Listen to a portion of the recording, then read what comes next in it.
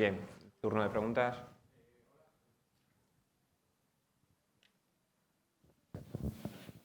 Hola, bueno, muchas gracias a los dos por la exposición. Y mi pregunta era para Diana. Mi pregunta era, bueno, hola. Mi pregunta era para Diana y simplemente quería que nos explicaras brevemente el papel que juega Cuba en el proceso de negociación por la paz. Que, bueno, yo me lo pregunto, bueno, seguro que mucha gente se lo pregunta, pues supongo que no será un mero capricho geográfico de elegir la isla caribeña, sino que juega un papel político más importante en toda esta situación. Y simplemente eso.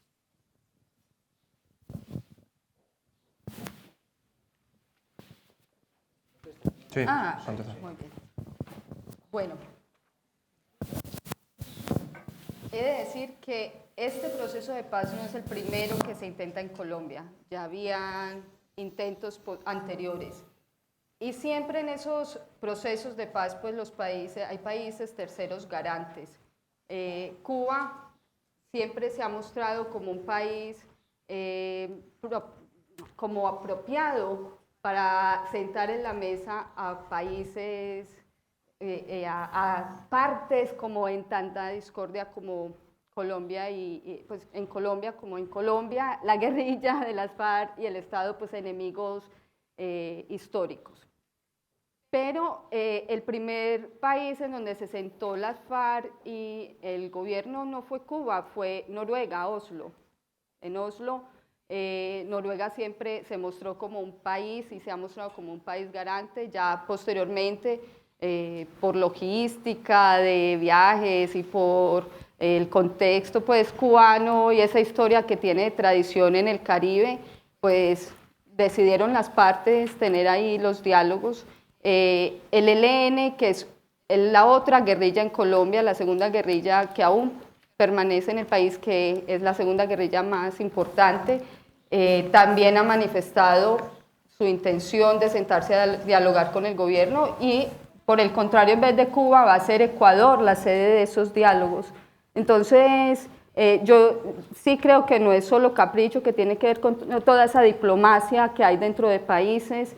También es verdad que como en estos contextos estamos hablando de personas que hacen parte de esas mesas de diálogo, que son representantes de las partes, pero que por ser insurgentes, pues tienen procesos penales pendientes en el país, investigaciones, entonces se requiere como una apertura para que esas personas puedan salir del país sin que al salir o al entrar pues sean detenidos y puedan continuar en su labor de facilitadores del proceso.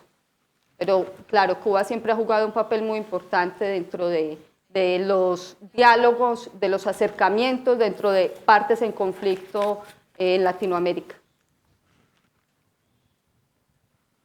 Bien, decir que en este caso Noruega también había participado como Estado mediador en las negociaciones entre la guerrilla de la FARC y el gobierno cubano, perdón, y el gobierno colombiano, y que además en este caso se ha encargado a la Comunidad de Estados de América Latina y el Caribe la función de observar el desarme que va a llevar a cabo la guerrilla, y a España. Es el único país ajeno a América Latina que va a participar en la verificación del desarme.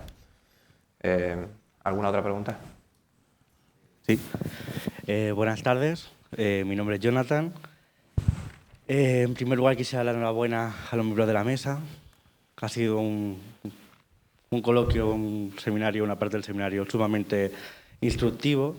Y quisiera dirigir mi pregunta a Diana Marcela.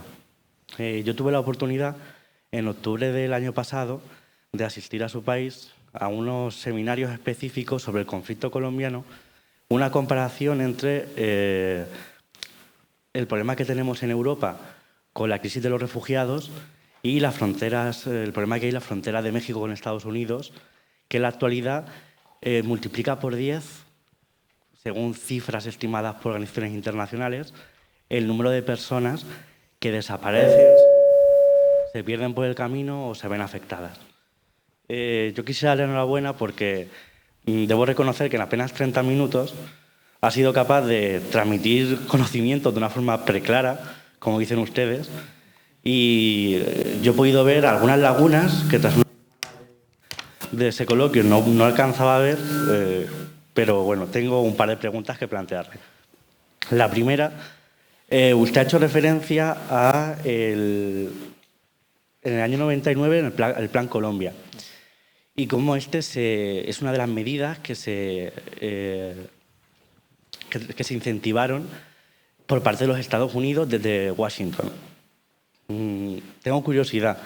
Quisiera saber si fue a través de un tratado bilateral específico que se cerró entre Colombia y Estados Unidos, o porque, bueno, no he podido evitar que me venga a la mente desde el año 1815, ¿no? Desde que Simón Bolívar planteó esa unión de estados panamericanos, cómo Estados Unidos siempre ha tratado de estar ahí metiendo el hocico, como dicen ustedes.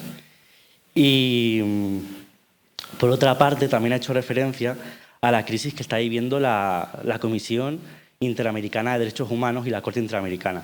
En las últimas semanas he podido leer en prensa que, como ustedes sabrán, ellos se constituyen en sesiones de 2 semanas, 2 veces al año, y actualmente la retirada de fondos o la falta de asignación de fondos por parte de los estados, los 21 estados que componen la Organización de Estados Americanos, ha supuesto que no puedan seguir hacia adelante con sus trabajos para lo que queda del resto del año. Y no sé si usted está más, bueno, supongo que está más informada que yo, si puede aclarar un poquito cómo está yendo el tema. Muchas gracias. Bueno, muchas gracias por tu intervención. Me preguntabas sobre el Plan Colombia que se implementó desde 1999.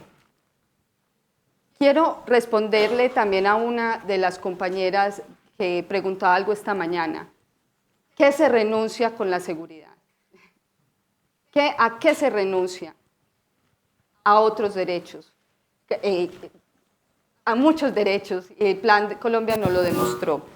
Pero lo que más demuestra el Plan Colombia es que pese a que hubo un acuerdo bilateral firmado por los dos países, porque ya sería muy descarado mostrar esa intervención o esa injerencia directa, sin ninguna participación del gobierno, pues en la práctica vemos claramente que sí hay una injerencia muy clara de Estados Unidos, no solo en Colombia, sino en toda Latinoamérica. Permítame hacerle precisiones con eso. Estados Unidos tiene muchas bases militares regadas por todo el mundo. En Latinoamérica muchas más, porque Latinoamérica es la región más cercana para él en materia de recursos, de intercambios económicos. Dominar América Latina para Estados Unidos es importante porque es garantizar alimento, petróleo. Colombia se tiene como un plan estadounidense que sea la mejor esquina de América para el 2000, y todos los planes de Estados Unidos era para que en el 2000 Colombia fuera la mejor esquina de América, 2 océanos, Atlántico y Pacífico, el segundo país con más diversidad del mundo. Y lograr controlar ese país es muy importante. Narcotráfico. Creemos que Estados Unidos, detrás de esa lucha contra el narcotráfico, pues en realidad lo que busca es un control del país. Tanto que en el año 2003 decidieron establecer 7 bases militares estadounidenses. 7 bases en un país como Colombia. ¿Por qué? Porque Colombia erigía como el país desestabilizador de la región, pero que le permitía el control a Estados Unidos, de Ecuador, de Venezuela, de Brasil, de Panamá.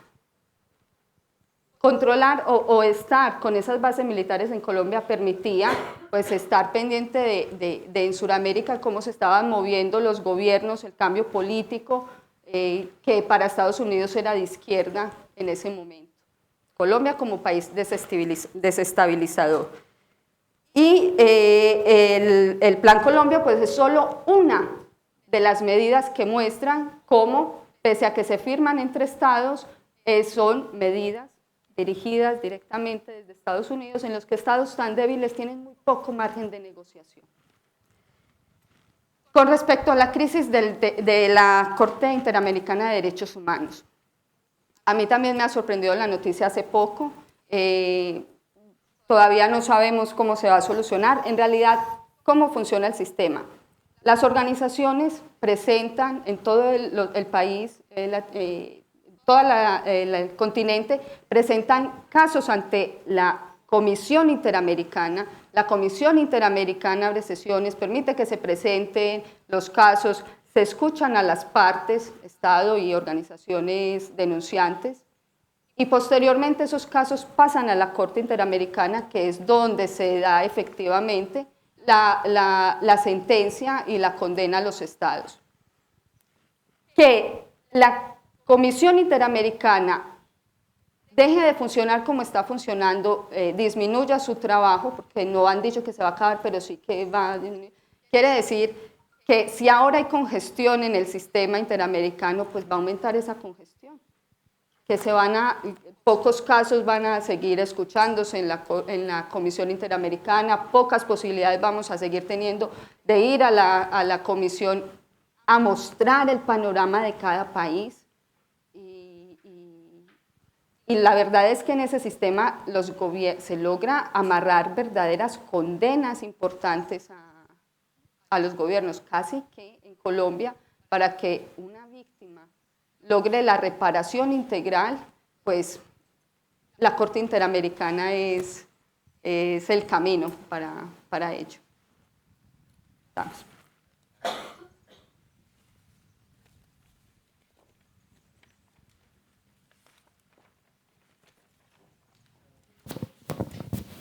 Buenas tardes. Bueno, yo soy ecuatoriana y vivo de manera directa el conflicto que existe con Colombia porque nosotros tenemos miles de refugiados. Entonces, cuando he visto la ponencia, una de las razones o los motivos que ustedes están buscando es desmilitarizar Colombia. Entonces, ¿no sería un objetivo principal quitar las bases navales como se hizo en Ecuador? Por ejemplo, nosotros echamos a la base naval de Manta, que de hecho los planes que iban encaminados desde Washington, lo único que traían era víctimas, violaciones, se comprobó todo esto, ¿no? Igual que más o menos el Plan Colombia. Y otra de mis preguntas igual era la duda de si ustedes también ayudan a los que están en Ecuador, por ejemplo, a recuperar sus tierras o tienen algún mecanismo en el cual ellos puedan hacer llegar al Estado colombiano que han perdido su tierra en algún sitio o quieren regresar al país y de qué forma, ¿no? ¿Qué condiciones les darían? Sí, lo cierto y de las cosas más, como de los puntos muy claves para hablar de crisis humanitaria en Latinoamérica es dibujar esas fronteras tan porosas que hay entre países, sobre todo pues, Venezuela y Colombia con la que hay en este momento, Ecuador y Colombia, el tema de paramilitarismo, de narcotráfico, de insurgencia ha traspasado las fronteras.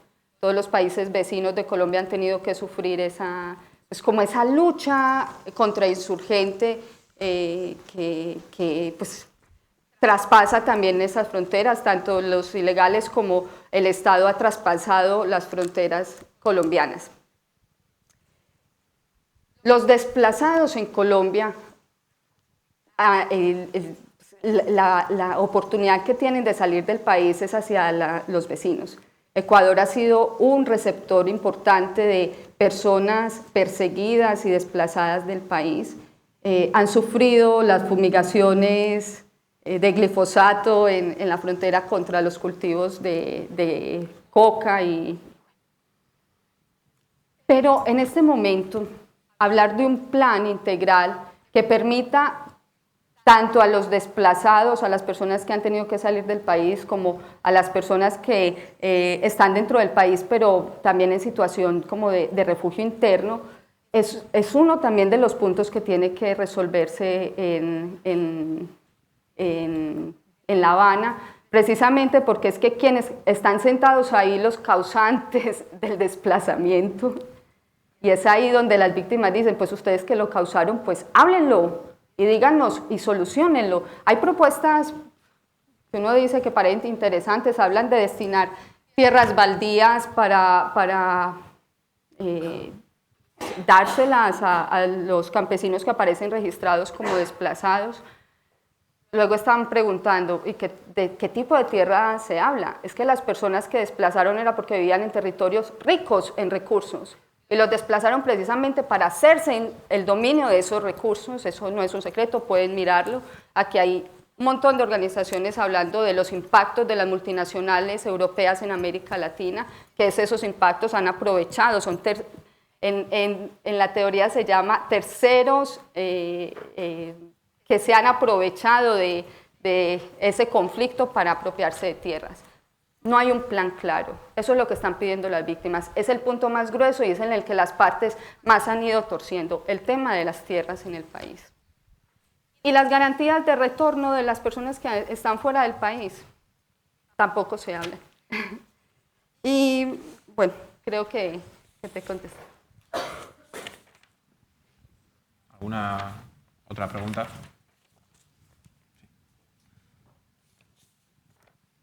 Mi nombre es José Manuel y quiero dar la enhorabuena también a los dos ponentes y quería también hacerle otra pregunta a Diana, ¿no?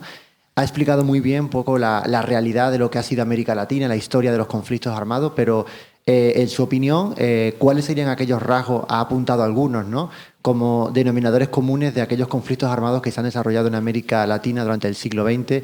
Y en concreto quería poner, digamos, la vista en el conflicto armado que también sufrió Perú, país que tengo el placer de conocer un poco, ¿no? Y qué peculiaridades y qué semejanzas y diferencias puede existir entre el conflicto armado que hubo en Perú respecto al de Colombia y la resolución de uno y otro. Sé que allí hubo una comisión de la verdad, donde se llevaron a cabo, bueno, de una manera, bueno, un poco, digamos, no contentó de alguna forma a las víctimas, ¿no? Y si se puede aprender también de otros conflictos armados internos sufridos en América Latina y si hay un denominador común entre ellos, ¿no? Ha hablado del narcotráfico, por ejemplo, ¿no?, de la injerencia de Estados Unidos, por ejemplo, ¿no? Ese es un poco el planteamiento. Dado la hora, ¿alguna otra cuestión para sumarla? Muy bien. Mi pregunta iría para José María en este caso. Y quería preguntar una cosa, es que no me ha quedado muy claro la exposición. La verdad es que la exposición en general estoy muy de acuerdo. Creo que se podía aplicar incluso en España también, además de en Colombia. Pero pero me gustaría saber cuál es su opinión del papel que tendría que tener, digamos, el Estado, sobre todo en un país como Colombia, donde es un Estado especialmente frágil por todos los problemas tanto de los cárteles como de las FARC. ¿Cuál debería ser el papel del Estado para no, digamos, intervenir? Un Estado que es un poco frágil, que no caiga en cuestiones de corrupción a la hora de intentar promover todos estos desarrollos, estas innovaciones tecnológicas. Y bueno, la verdad es que me gustaría hacer otra pregunta, no sé si es posible, pero esta vez a Diana. Y aquí hablo de preguntas desde el desconocimiento. Simplemente para saber un poco el apoyo popular que ha tenido las FARC, lo desconozco, y sobre todo un poco más la legitimidad que ha tenido, la legitimidad popular, así como los cárteles siempre se han visto un poco como un paraestado, digamos, donde no estaba el Estado, pues estaban los cárteles y al final casi que están más legitimados incluso que las estructuras oficiales. Si con las FARC ha sucedido lo mismo o no. ¿Empiezo? Sí. Muy bien. Denominadores comunes en los conflictos armados latinoamericanos. Le voy a responder con una frase que en los anteriores diálogos, intento de diálogo entre la FARC y el gobierno, pues se hicieron en el 97.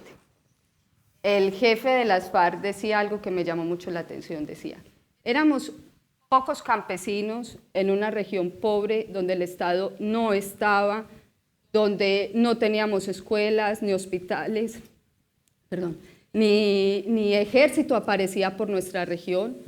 Nos tuvimos que organizar para garantizar nuestra sobrevivencia y lo que recibimos del Estado fue bombardeo. Desde ahí fue que decidimos convertirnos en guerrillas campesinas. Entonces uno dice, a ver, y puede ser un factor común. Miren, hay una pregunta que salta. ¿Por qué personas como tú, como yo, deciden en un momento meterse en una lucha insurgente? ¿Qué pasa? ¿Por qué? ¿Por qué? Si son personas como tú, como yo. Tiene que haber unas causas. Tiene que haber unas causas. Cuando uno escucha a los miembros de las FARC hablar por las alocuciones, pues explican la desesperanza de sentir que el Estado, en vez de ayudar, pues por el contrario, atacaba a la población, y el sentir que por lo menos yéndose a la lucha de ellos con armas, pues era una forma de defenderse. ¿Estamos de acuerdo? Pues no. Como defensora de derechos humanos no puedo defender que la lucha por la vida sea con la muerte. Pues no. Pero sí que hay que ver sin apasionamientos el por qué personas deciden eso. ¿Que tienen mucho apoyo popular? Pues sí. Es que las FARC por mucho tiempo fueron el único estado que conoció la gente en las regiones. Eran los jueces, eran los médicos, los odontólogos, y cubrían algunas necesidades. Mire, Claudia López, la congresista a la que te referías, decía en estos días algo muy interesante.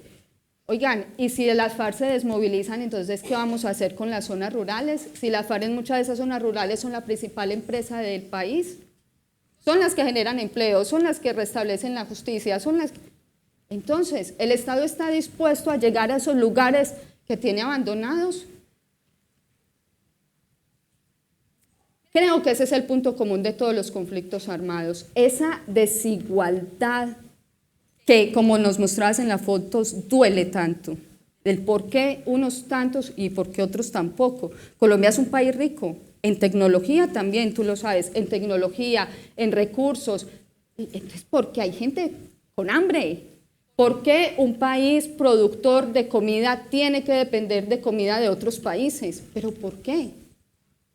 Casi que lo que lo lleva a uno a preguntarse en este tipo de conflictos es, la gente lo que necesita no es que le den la caña ni le enseñen a pescar el pescado, sino que le digan el por qué no tiene caña y por qué su pescado ya no está en el río.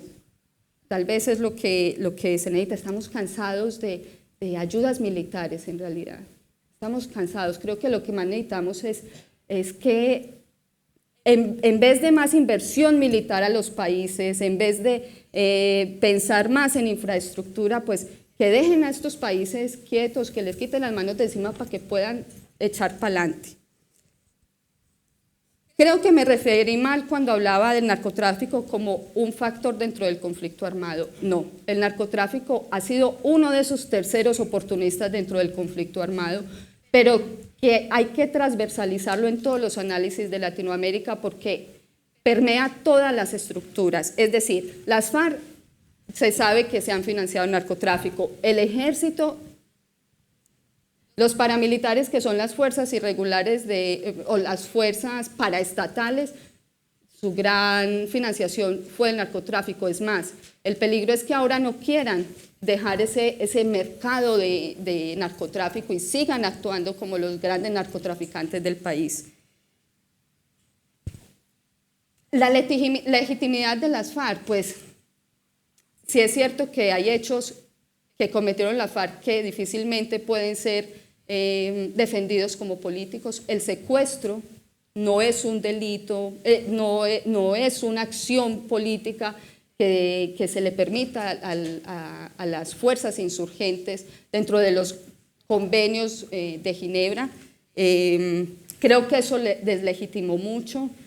También atacaron a la población civil, 25% de las violaciones fueron atribuidas a la guerrilla. Ojo, porque decir que la guerrilla es violador de derechos humanos, es decir, pues que tiene ese estatus político que lo obliga a cumplir las normas creo que me he metido en varias.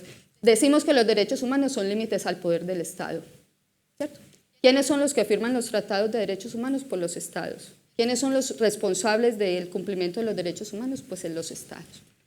Bueno, hablar de las FARC como violadores de derechos humanos es darles un estatus político importante, que ahora lo tienen porque se han sentado, pero no olviden que hace muy poco, las FARC eran consideradas terroristas, no actores armados, terroristas, y fueron atacados como terroristas, y hubo una lucha antiterrorista en Colombia porque las FARC eran consideradas pues terroristas. Ahora ya se sientan a la mesa y ya. Y los cárteles, pues el narcotráfico en Colombia sigue muy activo. Uno va a Colombia y el narcotráfico sigue muy activo, lo ve en los casinos, en los grandes coches. Se ha invertido mucho contra el narcotráfico y creo que los impactos han sido pocos. Lo que pasa es que el narcotráfico se ha ido reestructurando, ya no hay cabezas como en la época de Pablo Escobar, ya es difícil seguirle los hilos a esas mafias. La mafia mexicana ya fue la que asumió pues como el control, pero sí que el tema del narcotráfico sigue siendo un gran problema que agudiza la situación del país. Okay. A tu pregunta de corrupción, no sé, es difícil, en este país lo llevamos mal. Yo creo que lo ideal siempre es la formación de las personas, porque al final eres tú que te vas a enfrentar a un caso de corrupción. Seguramente la base del Estado, como no puede ser de otra manera, descansa en jueces, fiscales, funcionarios judiciales, estamos hablando de funcionarios de prisiones, estamos hablando de... Las leyes tienen que hacerse bien, tienen que cumplirse, y el que no la cumpla se tendrá que ir a la cárcel. Es la mejor manera de combatir la corrupción. Si es que hay otra, a lo mejor hay otra. Desde luego esa es fundamental.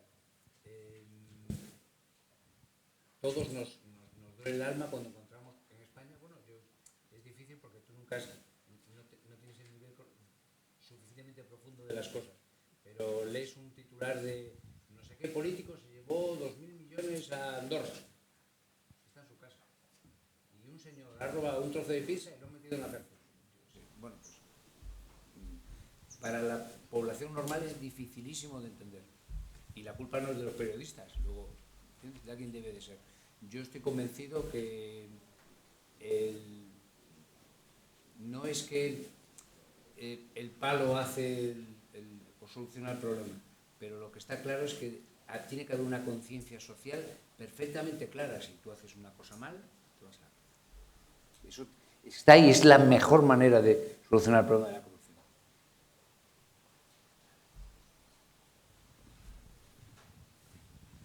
Bien, ¿alguna otra pregunta? Bueno, pues sin más, damos por concluida la mesa redonda, agradeciendo a nuestros dos ponentes y sin solución de continuidad vamos a dar inicio al acto de inauguración de la exposición sobre los intérpretes de Nuremberg a cargo de Jesús Baigorri. Muchas gracias.